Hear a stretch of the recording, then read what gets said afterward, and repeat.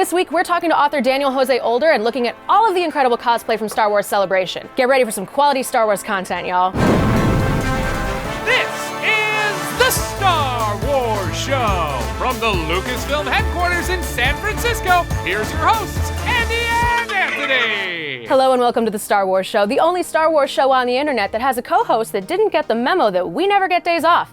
But at least I'm here to deliver the Star Wars news you crave, because at the end of the day, I love you more than Anthony does. Never forget that. And now the news.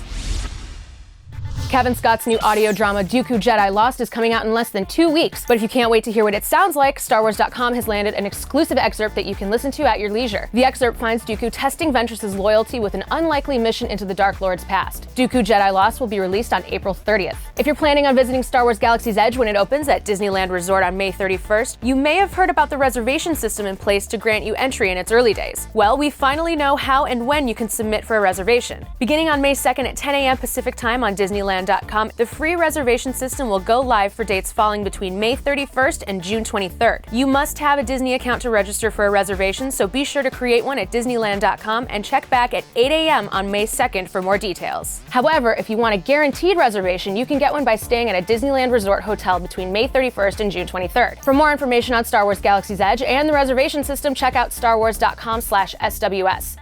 The Webby Awards recently announced the winners for 2019, and the team from StarWars.com took home 5 awards. The red carpet livestream for Solo: A Star Wars Story took home the People's Voice Award for video events and live streams. StarWars.com took home the People's Voice Award for Best Movie Website, and the Star Wars Show took home 3 awards, one for the Best Video Variety Series, and both the People's Voice and Webby Award for Best Social Series, Television and Film. Huge thanks to all of you who voted for us. It goes without saying that you are the best fans in the galaxy, and we could not do this without you.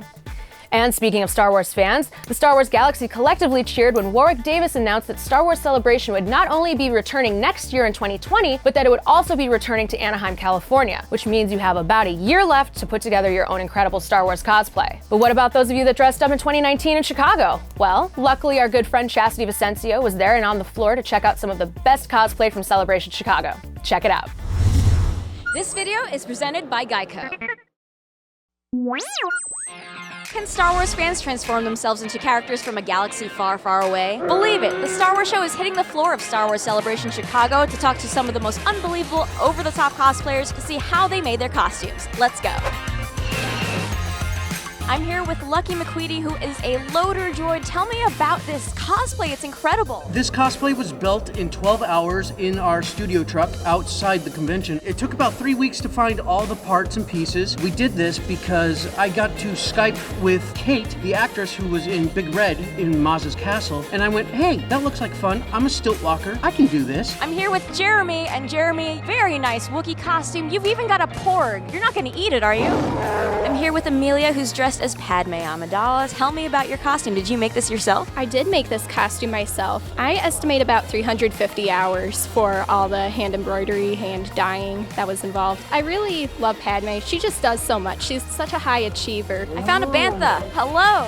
It's a gift-giving bantha. The best kind of bantha. And with Alex, Lizzie, and Don, we've got some Rebels cosplay here, so you helped make them together? We made them together, yes. We did some of the sewing together. It was a way of teaching them how to do sewing, so it was just a way to do some family stuff together and to teach them how to do some of the cool stuff we like to do. I found Captain Phasma Araya. This is amazing. How long did this take to put together? It took us about a month and a half to put it together. My husband is the one that actually built it. The kit is made out of ABS and the helmet is fiberglass. I'm with Laura, who's dressed as Ahsoka Tano. Why do you like Ahsoka? She's such a great character, which we see her journey from the very beginning. What was the hardest part of your costume to create? Of course, the headpiece, but because the shape has to be correct. I'm with Scott Jones, who made this amazing Lego Boba Fett. Took about 6 months. It's all made out of some kind of foam or another. How comfortable is it in there? It's actually not bad. Being foam, unlike the other Legos that have hard legs, I can bend around and it's easy to move. I'm here with Chef Vader, who has a tray full of porgs. Why have you done this? Because they are porg delicious. These are the best porg d'oeuvres you will ever find this side of the galaxy. I am very upset. I'll save you.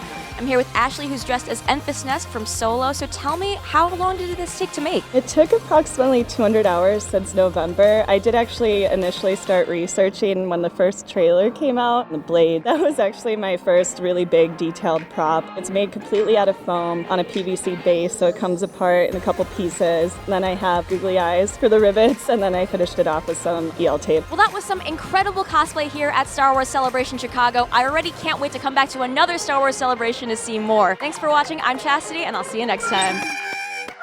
Sitting down now with the author of last year's Last Shot, Daniel José Older. Thank you for being here, man. It's so great to be here. I love the show. It's amazing to be here. Last Shot was such a wonderful book. So many things were going on in it that I absolutely loved. First of all, I want to talk about Peekpa. Peekpa might be my favorite. Can we just make this entire segment about Peekpa, We can just talk about please? Peekpa. Like, honestly, why talk about anything else besides Peekpa? Thank you. Peekpa is that Ewok. I love this idea of an Ewok hacker, an Ewok slicer, right?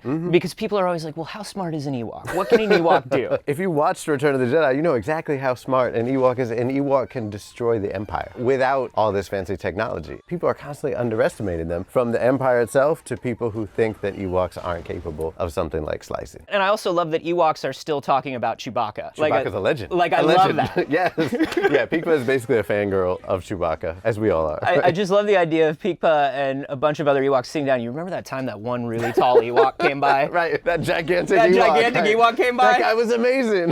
That Ewok was so tall. Yes, the best Ewok ever. But I also love it because of all of the ideas that the book had about droids and humans and what is real, what is a life, what is an intelligence. And I think that's like something that's very popular in Star Wars right now. Totally, yeah, and shout out to L3 for that, right? I feel like she brought a lot of that consciousness to us by way of her conversations, her activism, and she was also an amazing character to write because she just embodies so much complexity. She thinks deeply about who she is in the galaxy and what her role is. She basically created herself. That's an amazing character. So it was just fun to kind of get into that and go deep with it in the midst of, you know, all these shootouts and space chases. It was also fun to think about programming and changing programming in this story of Han and Lando. Right. As these young men and these old men that are just like, why can't I change? Like, why can't I do this? Exactly. They have such a classic and epic friendship. And we don't get to see a lot of male friendships and explore, you know, what that means in enough ways, I think. So to me, it was just this great opportunity to look at these two different but also similar men throughout their lives, at different moments in their lives when they've been rogues and pains in the butt and fighting the Empire and heroes. And what does that mean and how do they react differently to that? What I love about Lando is that he's really good with words and there's a very sincere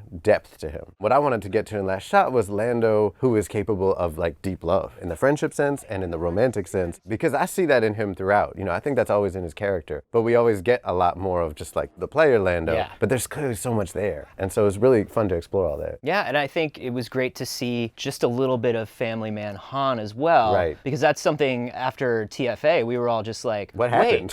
When did he take off? What's going on? Exactly. How was he as a dad? Yeah. And it was fun to see that glimpse into that family life for a little while. My favorite comments that I've gotten since that book came out is like, wow, you must have kids. And I don't. That's why I'm like, oh, I wrote that well. You know what I mean? Like, hey, because it's a lot about the everyday stresses of his life, you know, and tripping over the toys and the annoying cartoons that he sees over and over. But coupled with his beautiful relationship with Leia and his love for his son, I just think that's an important element. Like, we tend to simplify narratives and just be like, oh, well, it didn't work out for them, so whatever. But they had these 30 years of who knows what. You know what I mean? Like, we don't know what happened. Right. And what we do know is that there was a great love there. And so I just think there's so much to look at. Daniel, thank you so much for coming My pleasure. by. Thank you for having me.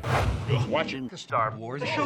Last week, we asked you to send us your favorite celebration moments, and boy howdy did you have a lot of them. Jade Ness got to meet Erin Kellyman while wearing her homemade Enfys Nest costume. Mark Sutter was proud of being one of the first people with a Rise of Skywalker shirt, albeit homemade and bootleg, but you can't beat being the first. And Sun Jun Kim got to do the Florida Gator Chomp with Ahsoka Tano. Lone Wolf McLean ran into Jon Favreau on the show floor. David Taylor got starstruck seeing big name after big name on our own Star Wars show live stage, but Sky Mahler summed up Celebration best by saying, aside from meeting amazing people and all the news that broke, my #1 Celebration memory is just being in a building with thousands who love Star Wars like I do. Couldn't have said it better myself. And with that, I'll end this episode. Hopefully Anthony will be back next week, but who knows? Until then, remember to like the video, subscribe to the channel, follow us on Twitter, Facebook, and Instagram, and be cool, my babies. Thanks for watching, and may the Force be with you. Wearing our totally original, never replicated complicated red Millennium Falcon shirt.